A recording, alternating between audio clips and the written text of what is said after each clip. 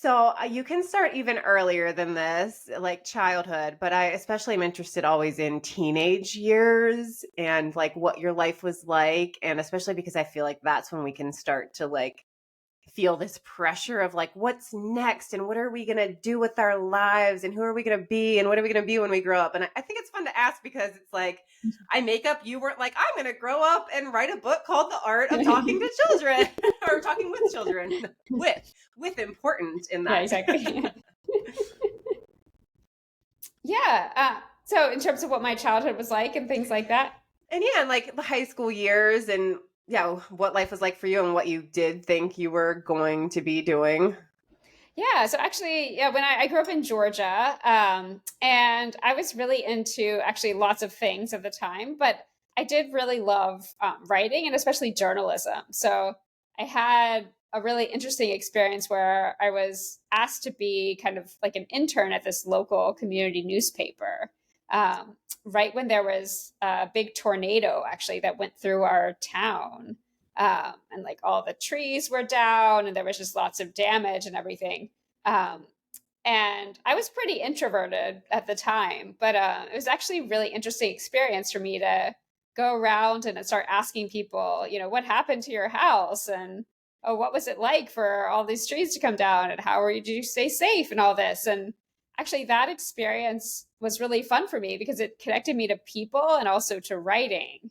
And it made me kind of realize, like, oh, wow, like you can actually get out there and see what's happening and observe things and communicate it.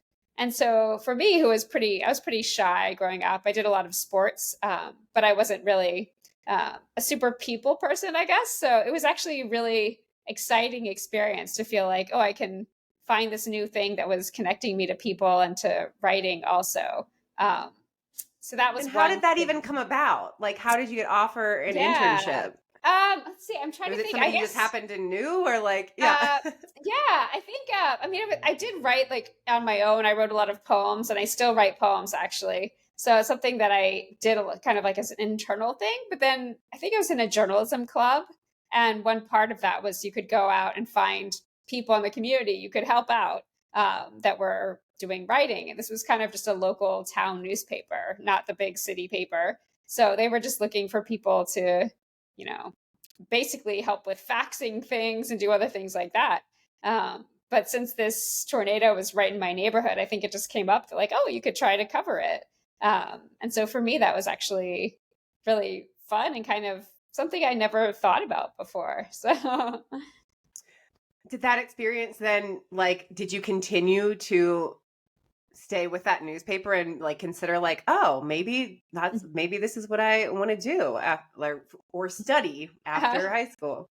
yeah, I mean, it did actually inspire me to start studying English. So I did study English in college.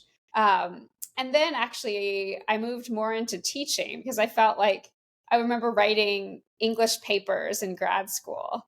And some of them were mostly on poets. So I wrote on Emily Dickinson and lots of sort of older poets who are no longer alive. And at one point, I remember thinking like, oh, I love these poets, but who's ever going to read these papers? Who am I communicating with? And I started to feel like, oh, I don't know that I want to be locked in my room writing about Emily Dickinson and these poets for the rest of my life. So I was like, oh, maybe I could do something, that was connected to writing, but also with people and kind of getting out there in the world.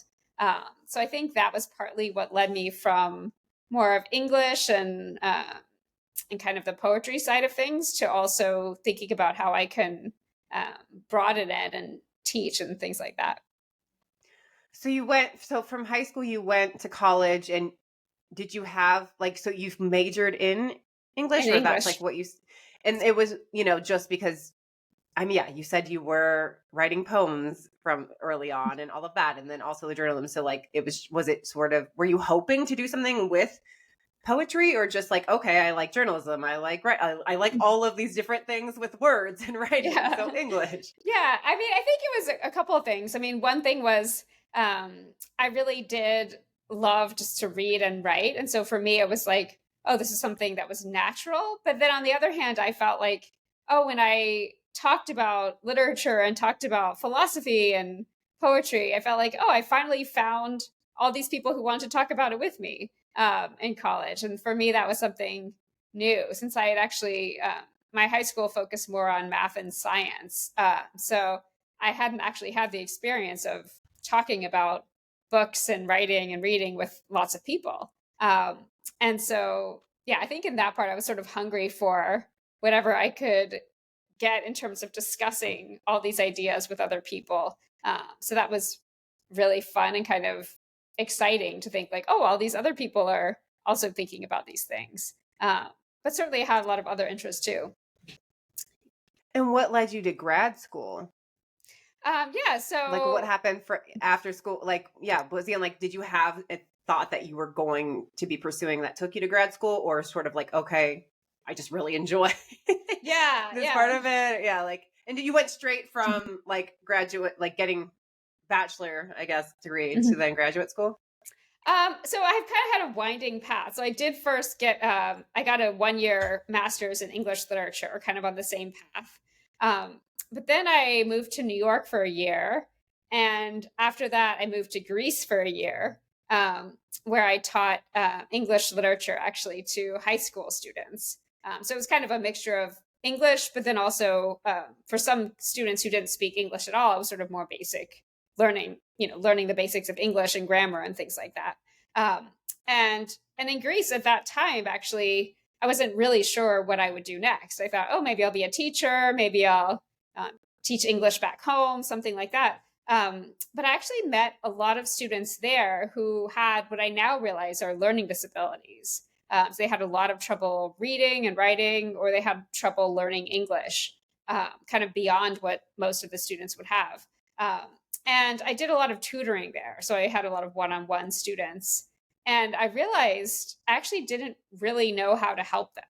So I felt as though, oh, there are all these students that are really frustrated. Some of them were not planning to go to college. They were kind of failing, and they felt just, they were spending a lot of time in their rooms basically playing video games. And so when I was tutoring them, I felt like, oh, I could maybe help them. But I didn't know at all what I was doing. And I knew I didn't know what I was doing. And so that felt really frustrating, because I felt like, oh, how can I help these students when I'm not even sure what's going on with them? And I saw kind of their life paths, how they might evolve based on how disengaged they already were. So they were already thinking like, oh, maybe I'll just drop out of high school, or maybe I won't go to college. And their parents were upset and worried, or things like that. And so actually that's part of what made me decide to study speech-language pathology, to be a speech therapist when I got back to the States. Because I realized, oh, I actually want to learn how to help kids when the problems are not that obvious, and when they're trying to communicate, but they're not sure how. And for me, that was kind of a revelation to realize, oh, there's something you can actually figure out how to help them. Beyond what I knew at the time.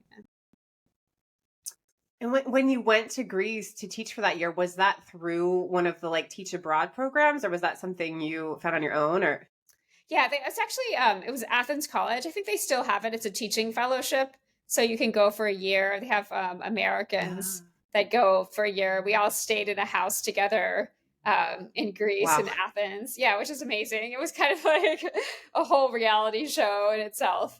Yeah, because it was like a 3-minute walk to school, and so we would all get up together and walk to our classes, and it was quite fun. I could have stayed there longer, I think. Yeah, I think that those are such great opportunities and experiences. Well, I'm sure not every situation is great and ideal with every single one of those programs, but yeah, to be able to like go experience another culture and be useful in that way. For sure. Yeah, let me teach English this way. Yeah. But that's so cool that you saw like not only are these kids struggling, but like seeing that, okay, there's not like, it's not necessarily like, yeah, that's it for them. Like they were sort of giving up on themselves in a way. And like, I guess, yeah, I can't get this. So like, I'm giving up. Then, so these are my options. Exactly. Whatever. I don't have all of the options. Right. I moved my setup today too. No worries. I know. Yeah. Nourishing. I'm learning lots of things here. For sure. No worries.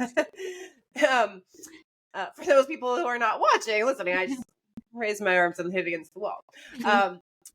But so, yeah, but you're like wanting to be able to help them, but how? And so that made you, so how did you even realize, oh, let me try speech pathology? Was, like, how did you get to, like, so you felt this craving of like, let me go back to school, let me see how I could help these sorts of individuals.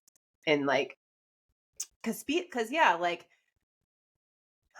is it different learning types? Is that tied to speech therapy? Is it all tied together? Like, how did you get to speech therapy? Yeah, I mean, definitely there was this question of kind of what was going on with them, and it was a communication issue. And I think that's what was so challenging for me, especially, and what led me to speech is thinking, oh, are they having trouble just learning English, or is it some kind of overall communication problem? And I couldn't figure that out. And what I know now actually is that people are still trying to figure that out for kids. So it's not actually that easy now. It's not like, oh, Yeah. now I know all the answers. It's still very much evolving. But at the time, that was really a big question for me. Is just like, oh, is it just a language learning thing? And if it's like I'm seeing this problem because I'm the English teacher and they normally speak Greek, or is it that there's something else going on with their communication?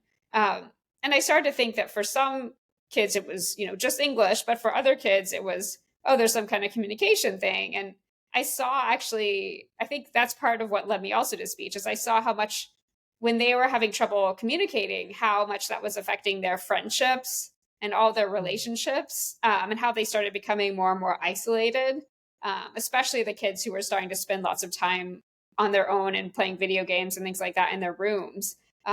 Partly it seemed like it was a cycle where the more they were inside and isolated, the more they weren't speaking and the more isolated they got, and kind of more depressed and anxious and all of this. And so I think to me, that was what I wanted to untangle is, how much speech and language actually influences so many other things in our lives that we don't always realize. And just how much it can be not just about talking, but about our friendships and about our relationships and love relationships and all of that. So that was to me what led me there. Got it. So you went back and went to get, what is it called? A graduate. Yeah, it's just a graduate. I was about to say degree in graduate. speech language. Yeah. And what was that experience like for you? Like, did you become, especially because, yeah, you were like, oh, English, poems, like again, you're studying language Right. and communication, Yeah, I guess, exactly. in some way Yeah. back then. But like, yeah, like, did you really like come alive in learning that? And, or did you, or, was that like, oh, this is what I want? Or was it something different? Like, what was that? Because yeah, like now with oh, was it speech or was it this or was it both? Right. Yeah, I mean, I actually found it really fascinating, but really hard at the start, because I was so used to just doing things on my own and saying, oh, I'm going to figure this out by just writing about it. And now I'm facing all these people. For example, I started working with patients with aphasia who couldn't, older patients who struggled to find words. Like they had strokes or rock climbing accidents or things. So they had some brain damage and they had trouble sometimes even saying more than their name or saying a full sentence.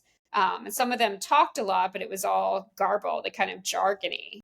And that was my first kind of placement or clinical internship.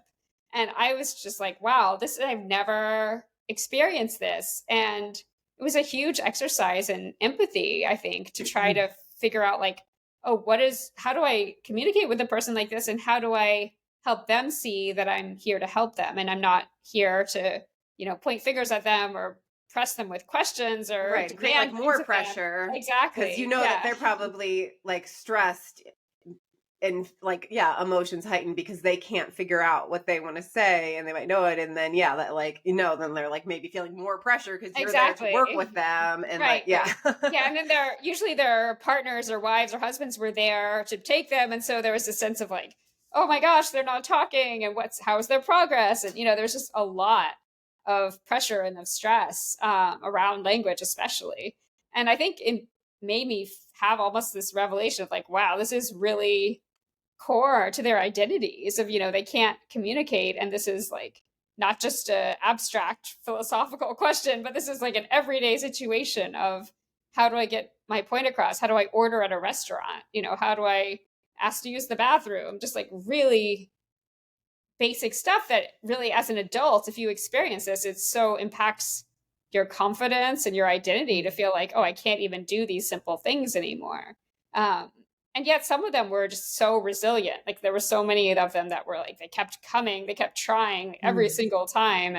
And that was really moving to me too, because I thought, wow, I can't imagine being in this place and then just having the strength to keep coming and trying to make things better and trying to kind of get back whatever you can in terms of language. So to me, it showed me a lot, I guess, about humanity, I think, that I didn't know before, and was just really, I think, coming from a more intellectual, abstract kind of perspective was really revealing, to realize like, oh, there's just so much that people have in terms of their inner resources that we don't always know until you have to tap into them. Yeah.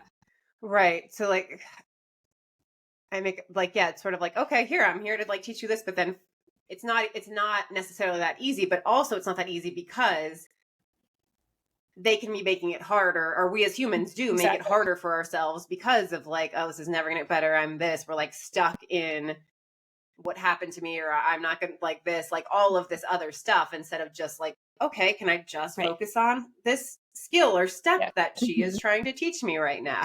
I realized there was so much, there was so much emotion that's tied in with it, I realized. And it is almost like, I was not a psychologist, but it's not far from it in a way, because it is so much about working with your emotions and being mindful and figuring out, okay, how can we just work on this one thing without feeling so overwhelmed that, it becomes kind of the cycle. So it was really important learning experience, I think, but definitely challenging to feel like, oh, there's a lot more to this than I thought at first. And I don't know if anything else came up for you, I'm sure, during that process too, but like once you finished that degree, then what path were you set on? Especially after working with not just like, you started with teenagers that started you into this thing, and then also ended up working with adults. For sure. Yeah. So actually after that, I still wanted to work with children. I felt like I was glad to have had that experience, but I thought for me, I felt much more drawn to working with kids, especially because I had some placements with really young kids, like 2 and 3 years old. And for me, it was just almost just so amazing to see them come alive in those years, especially. It felt like every week there was something new happening, and their parents were kind of just so excited to see like, oh, here's this progress with this new word. And so to me, the kind of the development of kids and the mystery of that was something I was really drawn to pursuing and to working with. So I actually, I worked after that at a high school for kids with language and learning disabilities. So trying to help them with just individually like improve their skills, but then to work with their parents and teachers to try to help, figure out what they could do in the classroom. And still after that, I still had questions, because I felt like, oh, I've done all this studying, I've done all this reading and all of this. And I was trying to figure out, well, what's the best practice for these kids? What should we really be doing with them? And I felt like we still really didn't know.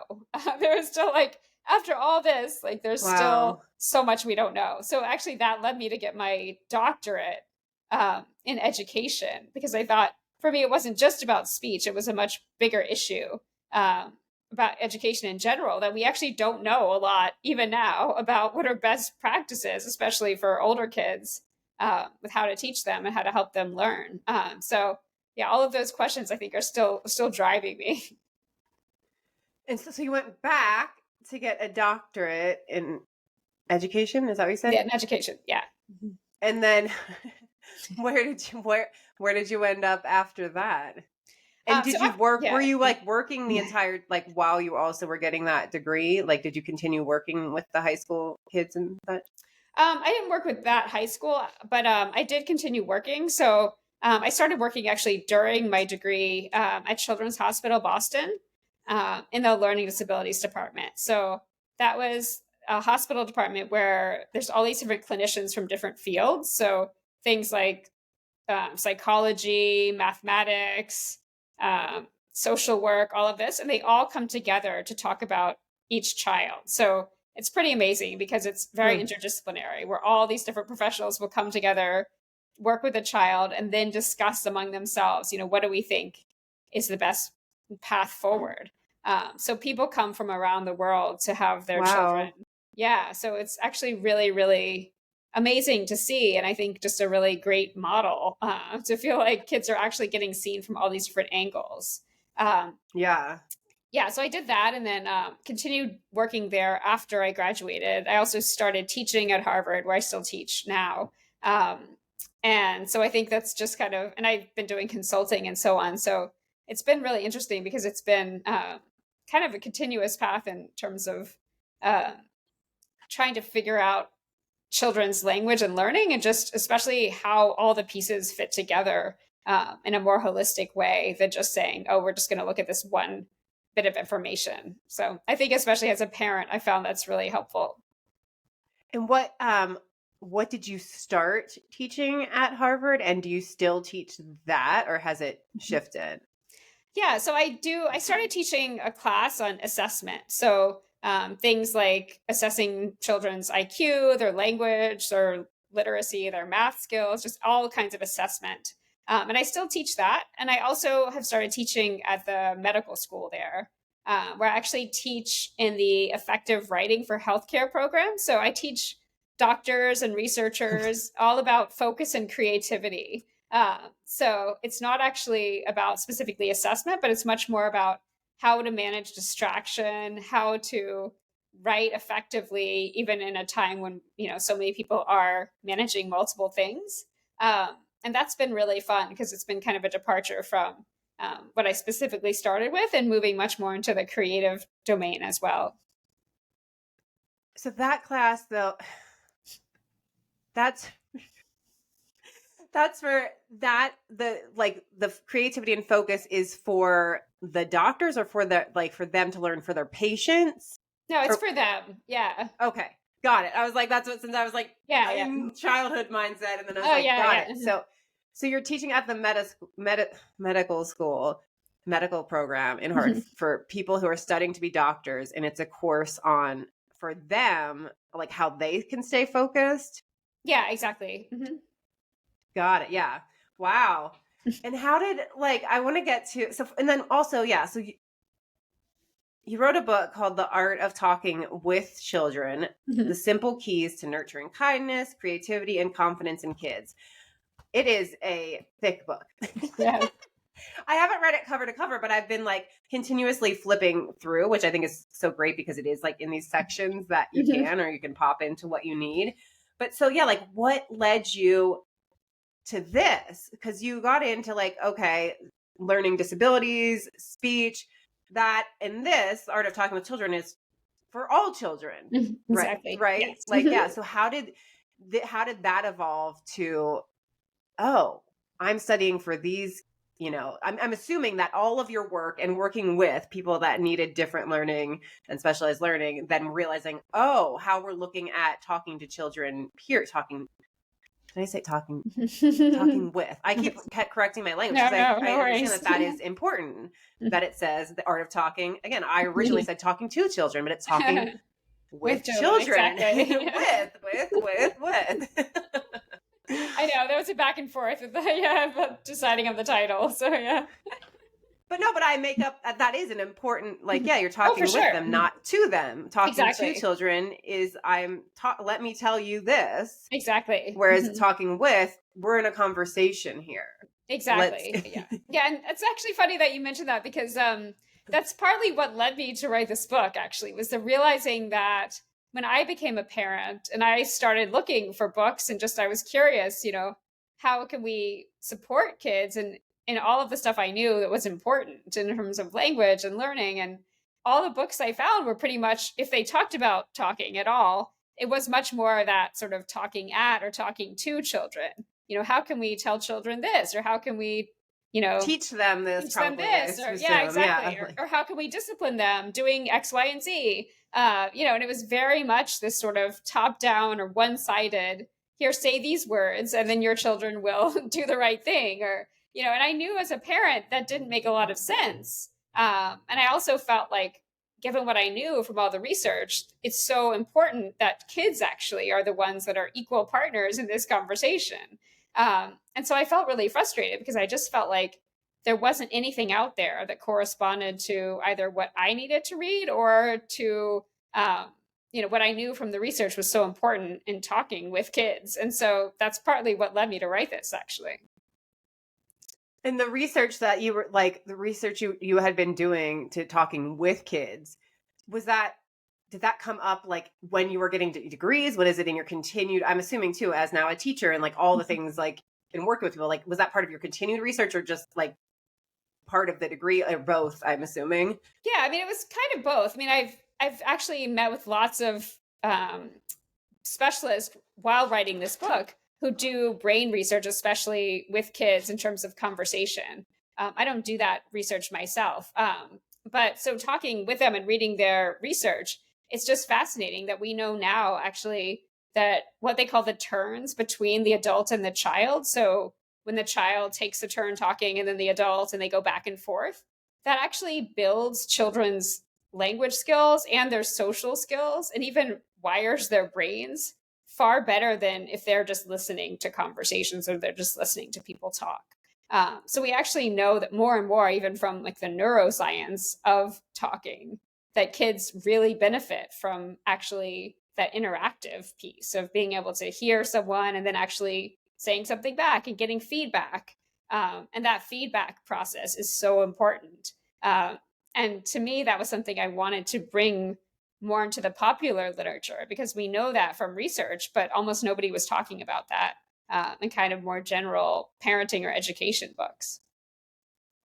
And I make up perhaps that experience too at the Boston hospital, was it too, where you said you were working with different like specialists for one child? Like, did that open up to these different perspectives in like ways of that? Because you were like working with these different specialists. Definitely. Yeah, that was really important for me because I think as I was starting more narrowly, kind of focusing on speech and language, but I saw very much through all of these meetings how connected everything was. That like, oh, speech, we can see how this plays out in how this child is developing psychologically. We see how this is affecting their mood, or we see how their mood or their depression is affecting their speech, or how, the fact that they were premature is affecting their speech, which is then affecting their relationships, and all and on and on and on in a cycle. And so I think seeing so many kids and seeing how interconnected all these pieces were was just really informative for me, because I realized that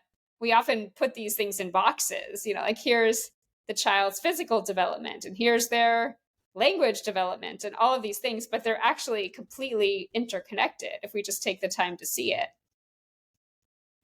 What do you feel like has been, or have you even, maybe you have you seen or heard any sort of pushback at all? Or was there anything you were like afraid that people would, or not like pushback, but just people like being like, oh, well, I don't have the time for that, like sort of thing like that. So it might not be like pushback because you're not like really saying anything controversial here, but at the same time, I get where parents can be just even like, oh yeah, I'm dead. I have so much going on, exactly. and now I have to engage in a conversation where it's like, of course you want to, but like, how do I? For sure, like... for sure. Yeah, I mean, there's a lot. Like, I think for one, like I have heard people say things like, "Oh, talk with your kids." Like, obviously, I talk with my kids. Why do I need to read a book about that? Or like, "Oh yeah, why do I have so much to do? Why should I add more things and thinking about my talk with my kids?" Or that kind of thing. So yeah, I think I've definitely heard all of those things, and I completely respect that. And as a busy parent myself, I totally understand and don't want to put more on people's plates. At the same time, I think part of what I'm really emphasizing in this book and just in general is that when we pay a little bit of attention to the ways we're talking with our kids, it actually goes so far into improving our relationship and to making some of these stressful moments less stressful. So I think it's totally worth it, even if you are stressed and exhausted, just to even take 5 or 10 minutes a couple times a day and focus on kind of the nature of your conversation with your kids. To me, it goes a super long way toward improving your relationship. So I think it's worth it, even though I recognize the overwhelm just in general of parenting these days.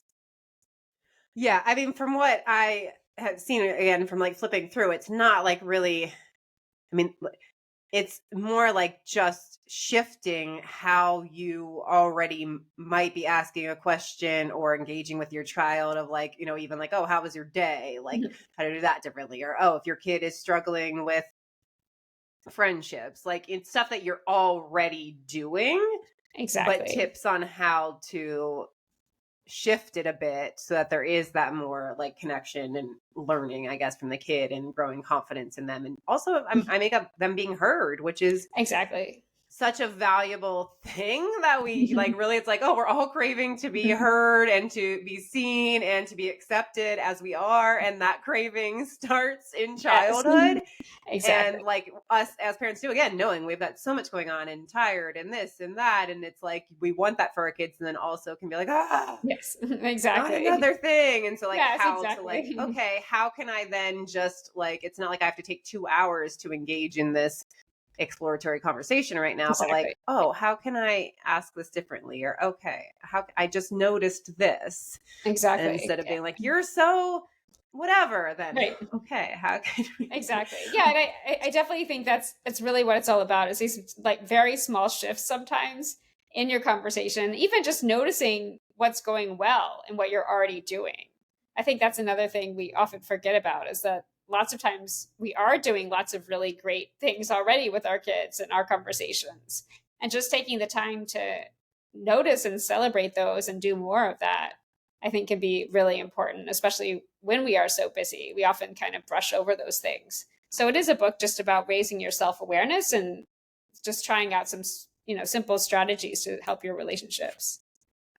what are like some of your favorite tips to share, or favorite, and also maybe ones that you're like think are really like important, like, hey, if you're going to take one or two things away, like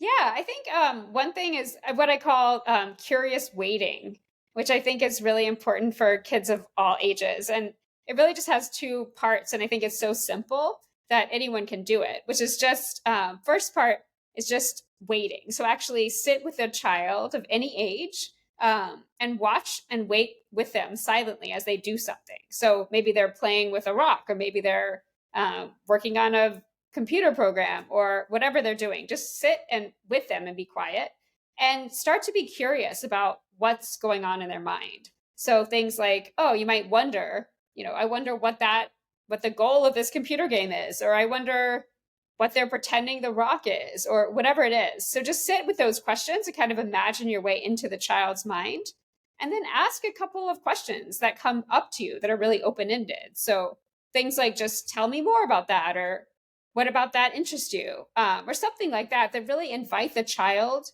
to tell you the story of what's happening in their mind at that moment. So rather than you saying, oh, that's so pretty, or kind of defining what's happening, just open it up and really ask the child, or invite the child to just tell you what's on their mind, what they're curious about. And I think that's such a simple strategy that you can do anytime. And it really shows a kid that, oh, my adult in my life is actually wants to know what I'm thinking about and wants to know what I'm interested in, and is curious about me. And just having that hmm. simple attitude actually is really impactful for so many kids, because they feel often like they've been kind of rushed, or they're always told what to think.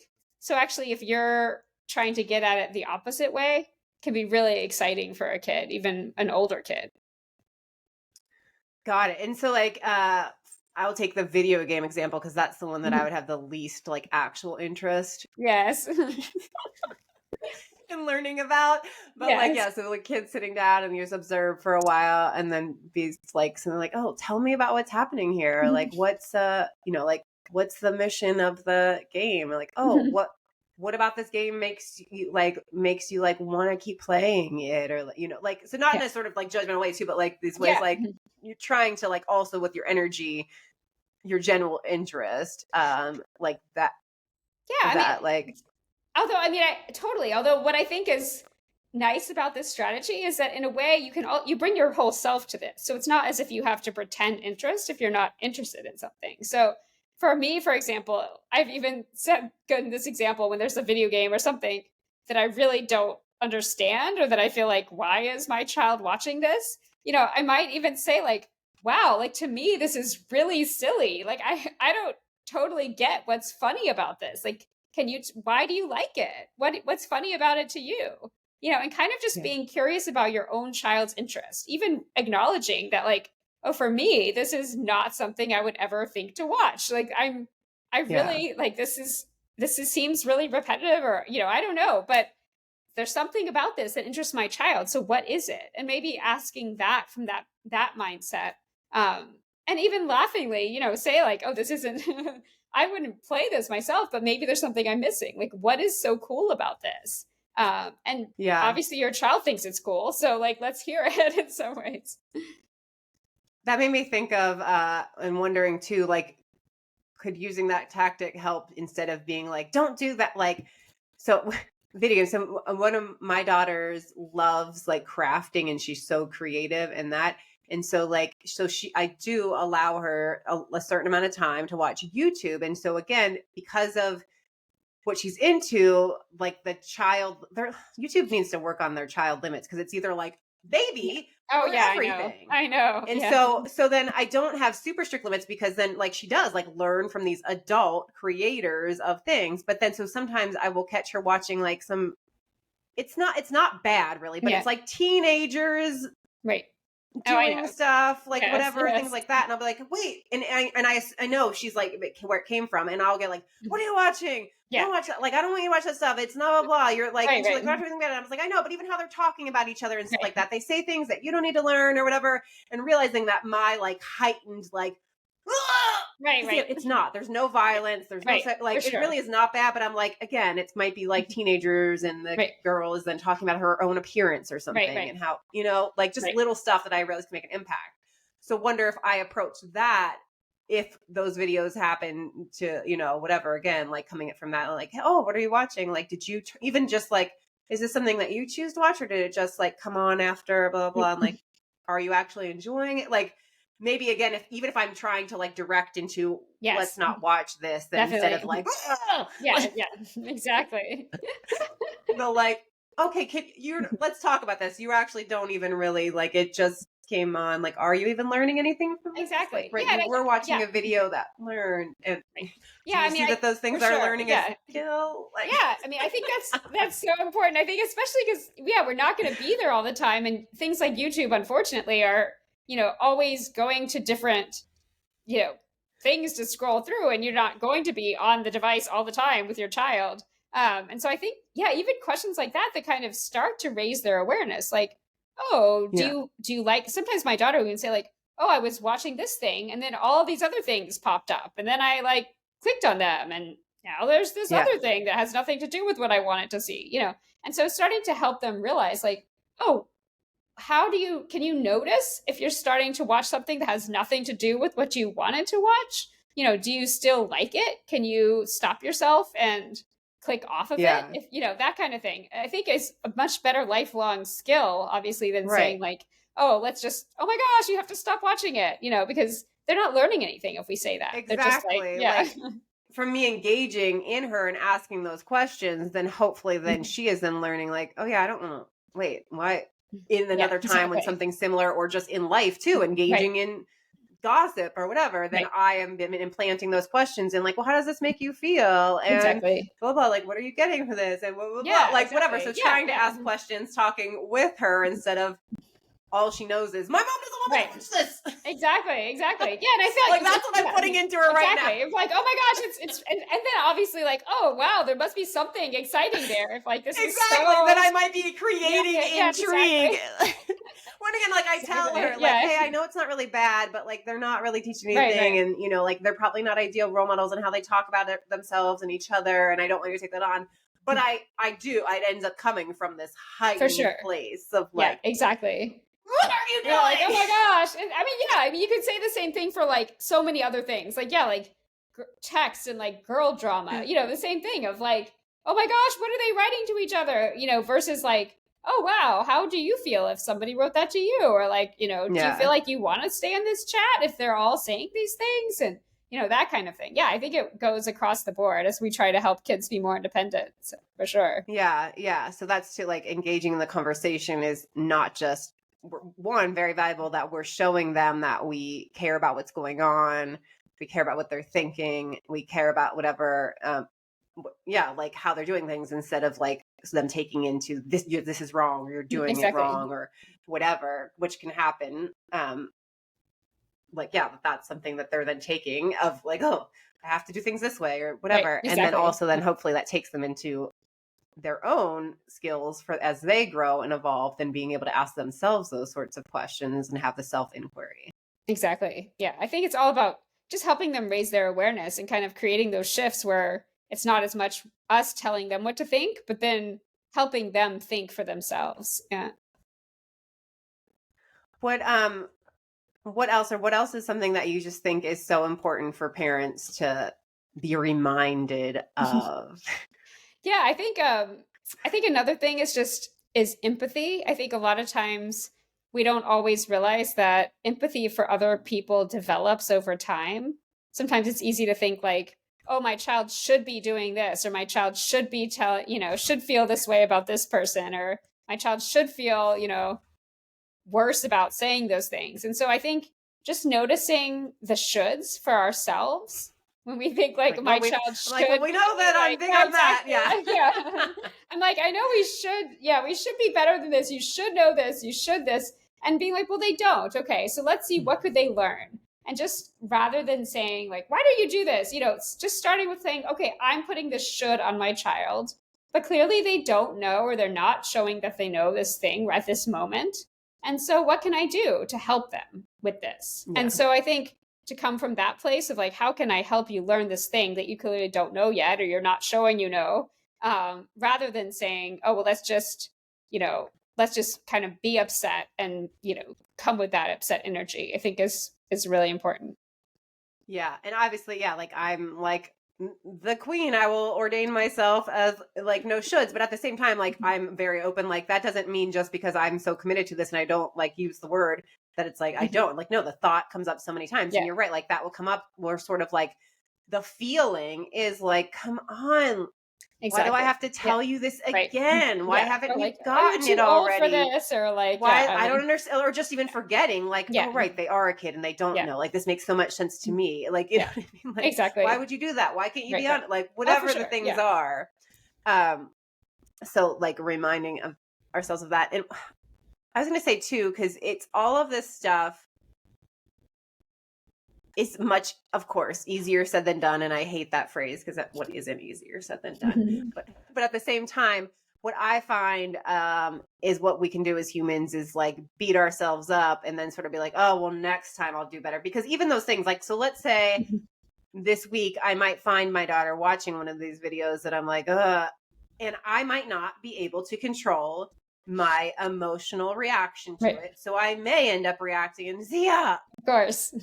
What are you, don't watch that or whatever. And then though, like sort of the repair issue of like, okay, we can like, I'm working on those reactiveness and okay, it's not like I have to give up now. It's like, I had that reactive action and then be like, you know what, actually, tell me about exactly. Yeah. And I think that video and why are you watching? It's like that. I feel like sometimes we can just like give up or be like, well, I just can't like, I've tried to be that grounded person who talks with their kids. And then I just, I forget and I reset into this person. So I'm just going to throw this book out. Exactly. Yeah. I think, good for the parents that can do that. But like, okay, wait. Yeah. Yeah. And I can come back around. I can reground. I can approach this. For sure. And I often say that like, for me, the most important part of talking with kids is thinking about how we repair things and how we model with them that we can repair things. And even verbalizing more than we might typically, I kind of did this thing. And now actually I realized that wasn't quite the way I wanted it to come out, or that might've sounded harsher than I meant it, or whatever, because you're creating that dynamic with a kid where you're like, oh yeah, I'm not always doing the perfect thing either. And I'm not going to just beat myself into the ground about it. And actually you might recognize like, oh yeah, I did use a louder voice than I really meant to, that kind of thing. And but then saying, but I was feeling X and Y thing. I was really feeling frustrated when that happened or whatever.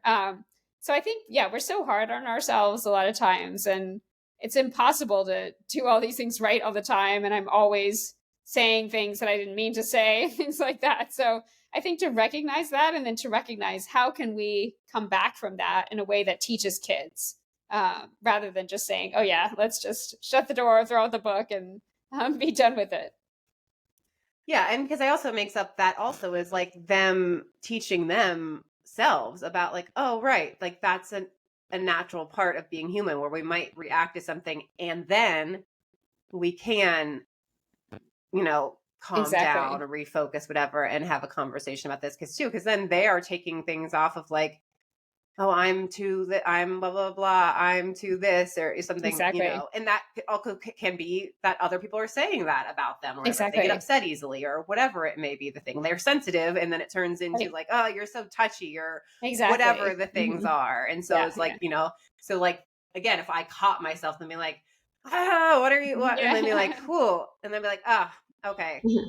Sorry, that video, yeah, I Mhm. don't love that. And so why don't you tell me about though? Why are Mhm. you? So again, like I can still use those points to enter and engage in the why. Tell me about that, even if I Mhm. may have reacted in a not lovely, kind way from the start of like, tell me about this video Yes, that you're exactly. watching. Yeah, exactly. Like, Yeah, I mean, yeah, I mean, for me, honestly, I think sometimes being more open about why we're feeling an emotion is also really helpful, even if it's not the best thing. Like to say, yeah, oh yeah, I mean, this is like really triggering for me because I especially don't like these videos because of X and Y thing. right. Exactly, I, being open. It's like, oh, okay, like I yeah, may have reacted a little strongly there. It's yeah, because I have done so much work with you yeah, about like not talking about body image and right, stuff. And right. like, because when I was a kid, that really affected me. And so I Yeah, heard that girl talking this way and I don't want that. So it's like, again, I'm exactly. Yeah, explaining why I'm right. reacting because it is Yeah. like, Yeah, no, yeah. And then otherwise it's I like, what's was. that? Yeah. And so you're right. Like again, Exactly. it's like more explaining that whatever, which I did. I think I have explained, but like yeah, like letting them into our thought process and our reactions then can help them sort through their own and explain their own as well and communicate. Exactly. Love it. All right, I'm gonna just ask you one. Well, actually, no. Yeah, tell me more about what you're doing now. So you're teaching courses at Harvard still. Yeah, I'm still teaching, and I've been working with schools and school districts and so on to think about how they can do this kind of work in the classroom also, because I think it's so important, not just for parents, but then for kids in school to think about how they can talk with each other and listen to each other, and bring this kind of work with teachers in the classroom. So I've been doing a lot of that as well. And then obviously I have two kids, so that's taking up a lot of my time as Yeah. well, getting them here and there. Yeah, that's awesome. And that is so important about in schools. Because again, that's what I was going to say. It's like we can do so much work at the home and then they go to school and yeah, then they're the teachers and the kids and like they're impacted by so many things. So as much as solid work we're doing at home, like I think that makes a big imprint. And yeah, there's a lot that is Yeah, not us that they're intaking exactly. every For single sure. day. So that's Exactly. so important. Okay, I was just going to ask you, what is something you do to boost your joy if Mm. you're having a rough day or moment? Yeah, I think for me, I love music of all kinds. I like playing piano, but then I also just like many different genres of music. And actually, what's been really fun recently is we have an Alexa at home, and all of us now will take turns and we pick songs that we like, and my kids will dance to them, and then we'll start to figure out like, oh, I want to do this song, or who's has a better dance to this song, and that kind of thing. So we often have a lot of music in our house, and for me, that's something that I really love and something I want to keep doing. That's fun. Yeah, I finally got one of those a few months ago when Amazon was having like a sale, and my kids, yeah, love Yeah. it. And yeah, it makes for lots of family dance parties. Exactly. And the last thing I'll ask is the name of the podcast is Claim It. What are you claiming for yourself right now? I guess I would say I'm claiming time and space to work on my own projects while also being present for my family and for work. So I think that's always a fine balance, but something I'm working on claiming the time and space for is just follow my own interest and also to help my kids follow theirs. Good, good. Love it. Thank you so much for all the work that you have done and are doing and for writing this incredible book. Oh, thank Everybody you. go get The Art of Talking with Children. Thank you so much. Thanks for having me.